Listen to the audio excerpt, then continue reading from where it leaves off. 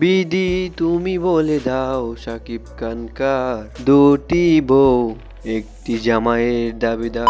বর্তমানে সবচেয়ে viral trending topic হচ্ছে শাকিব খানকে বুবলির সাথে ইউএসএ দেখতে পাওয়া, যেখানে শাকিবেন ভক্তরা অনেকেই অনেক খুশি হয়েছে, আবার অনেকেই অপবিশ্বাস এই বিষয়টা নিয়ে কি বলবে সেটার অপেক্ষায় রয়েছেন। এখন পর্যন্ত অপবিশ্বাস এই বিষয়টা নিয়ে কোনো কথা বলে নাই সোশ্যাল মিডিয়াতে। সম্প্রতি গত 4 তারিখে শাকিব খান বুবলি ও তার সন্তানকে দেখে যায় ইউএসএ ঘুরতে গেছে, এবং সেটা নিয়ে অনেক জল্পনা কল্পনা শুরু হয়েছে।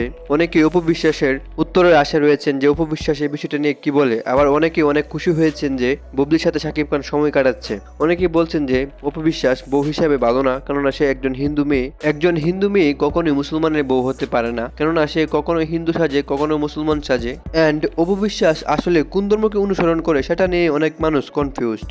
অ্যান্ড শাকিব খানের মুক্তি পাওয়া ঈদের মধ্যে বরবাদ সিনেমার রিলিজ হওয়ার পর দেখা যায় যে শাকিব খান অপবিশ্বাসের সাথে সময় কাটাচ্ছেন একই বেডরুমে। অ্যান্ড অপবিশ্বাস তার ছেলের সাথে শাকিব খানের কাটানোর সময়গুলা ফেসবুকে পোস্ট ও স্টোরি দিয়ে বুঝিয়েছিল যে তারা একসঙ্গে সময় কাটাচ্ছেন।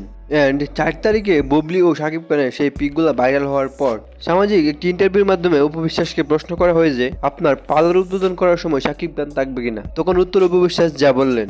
আচ্ছা, যদি আপনার জেন্টস পার্লারটা আমরা খুব শীঘ্রই দেখতে পাবো, সেখানে কি উদ্বোধনে আমরা আপনার গার্জিয়ান শাকিব খানকে কখনো দেখবো কিনা?